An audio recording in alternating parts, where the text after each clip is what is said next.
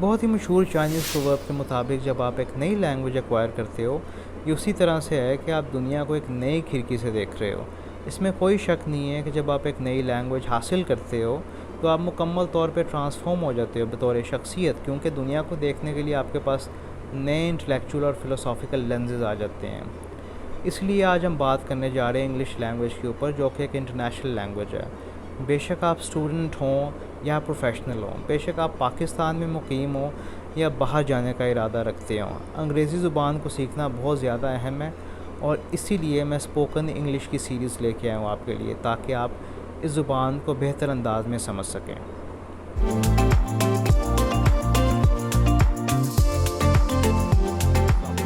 Spoken English की special series के part 2 में आपको वेलकम करता हूँ। उम्मीद करता हूँ कि आप खैरियत से होंगे। पार्ट 1 में हमने कॉन्ट्रैक्शंस डिस्कस की थी और उनकी अहमियत को डिस्कस किया था। पार्ट 2 में हम डिस्कस करने जा रहे हैं प्रोनंसिएशन, जो बहुत ज़्यादा अहमियत की हामिल है।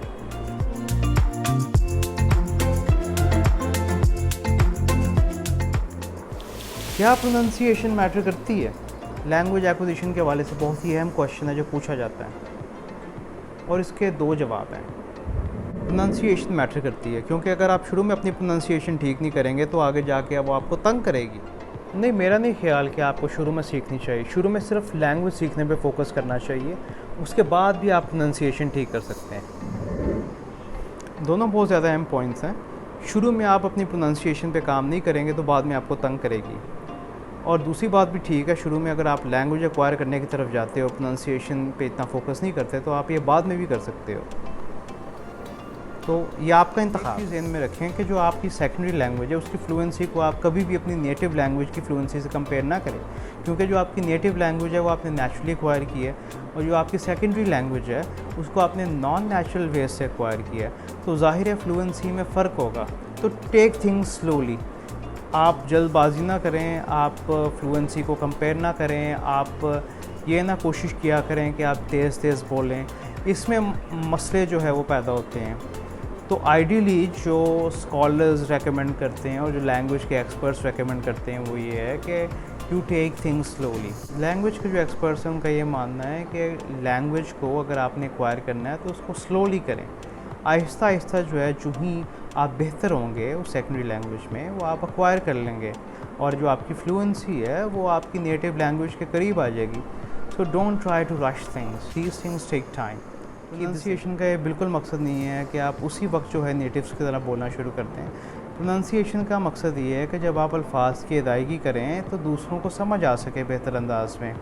इस चीज़ को आप अपने जहन में रखें। जो आपका एम है वो परफेक्शन ढूंढना नहीं है, आपका एम है बेहतर अंदाज से अल्फाज की अदायगी करना, ताकि दूसरों के लिए समझना आसान हो।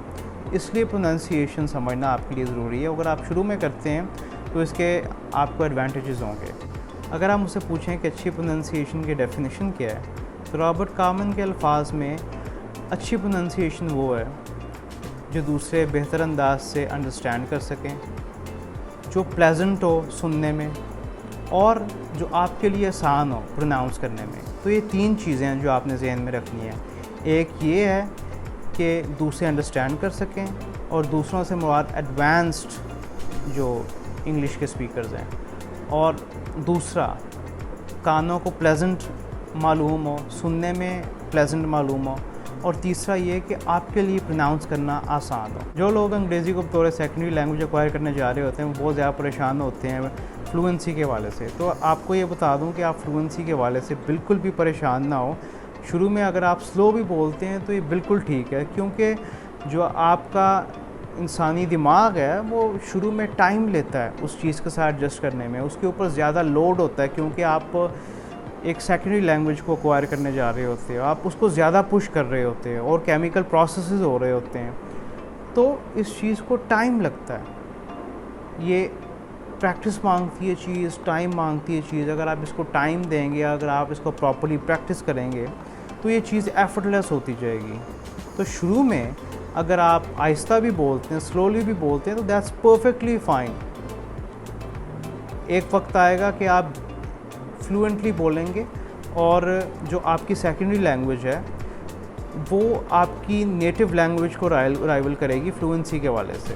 तो अब प्रोनंसिएशन के वाले से बहुत ज़्यादा ज़रूरी है कि मैं होमोफोन से शुरू करूं, क्योंकि आपको पता होना चाहिए कि अंग्रेज़ी ज़ुबान में इस तरह के अल्फाज हैं कि जिनकी साउंड सेम है, मीनिंग डिफरेंट है। तो कुछ अल्फाज इस तरह से मैं प्रोनाउंस करूँगा और आप देखें कि किस तरह से इनकी प्रोनंसिएशन जो है वो सेम है, लेकिन ये जो अल्फाज हैं इनके मीनिंग्स जो हैं वो मुख्तलिफ हैं। इस चीज़ को आपने जहन में रखना है, इसीलिए प्रोनंसिएशन है मैं। ऑलराइट, जिस तरह से अगर आप देखें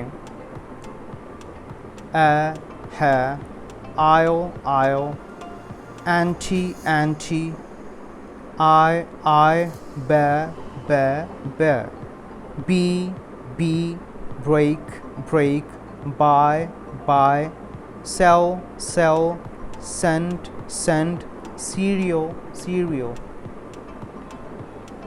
उसके अलावा मज़ीद इस तरह के अल्फाज हैं, course, compliment, dam damn, dear deer, die dye, फे फे, फ, फ्लॉ flaw,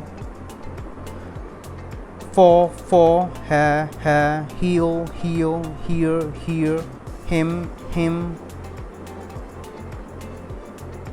ho, are, idle, in, night, not, no, made, mail, meet, morning। सो इनकी प्रोनंसिएशन जो है वो सेम है, लेकिन इनके मीनिंग्स जो है मुख्तलिफ हैं। इस चीज़ को आपने जहन में रखना है कि इस तरह के अल्फाज भी मौजूद होते हैं अंग्रेज़ी ज़ुबान में कि जिनकी प्रोनंसिएशन तो सेम होगी, सुनने में जो उनकी साउंड है वो सेम होगी, लेकिन उनका मीनिंग जो है that happens to be different. आपको वॉवल्स और कॉन्सोनेंट्स में फ़र्क पता होना चाहिए। वॉवल्स होते हैं ए, ई, आई, ओ, यू, ये वॉवल्स होते हैं। ऑलराइट, और इनके अलावा जो लेटर्स हैं इनको हम कॉन्सोनेंट्स कहते हैं। वॉवल्स और कॉन्सोनेंट्स को ज़हन में रखना बहुत ज़्यादा ज़रूरी है, क्योंकि जब हम चीज़ों को प्रोनाउंस कर रहे होते हैं, चीज़ों को बोल रहे होते हैं, लैंग्वेज में इस्तेमाल कर रहे होते हैं स्पीकिंग के हवाले से, तब आम तौर पे जो चीज़ हम करते हैं वो ये है कि हम वर्ड्स को जो है वो लिंक करते हैं। और वर्ड्स को हमने लिंक नहीं करना होता बुनियादी तौर पे, वो साउंड को लिंक करना होता है। हालांकि लिखने में अगर आप देखें तो वर्ड्स जो है वो डिफरेंटली लिखे जाते हैं, लेकिन जब प्रोनाउंस कर रहे होते हैं तब चीज़ें मुख्तलिफ होती हैं। इस चीज़ को ज़हन में रखें।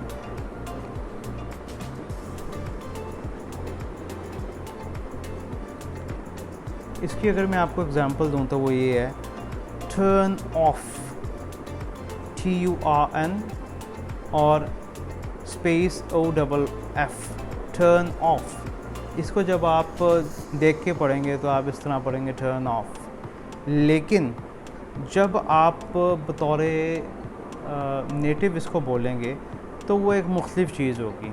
ऑलराइट, TURNOFF,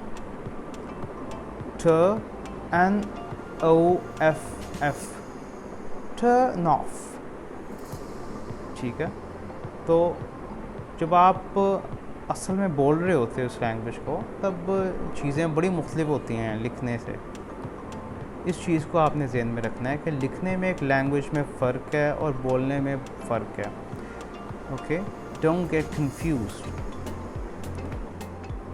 जब आप कोई वर्ड प्रोनाउंस कर रहे हो और आपको मालूम हो रहा है कि जो आपके लिप्स हैं वो राउंड हो गए हैं, तब आपने फर्स्ट वर्ड के बाद जो है वो W का इजाफा करना है।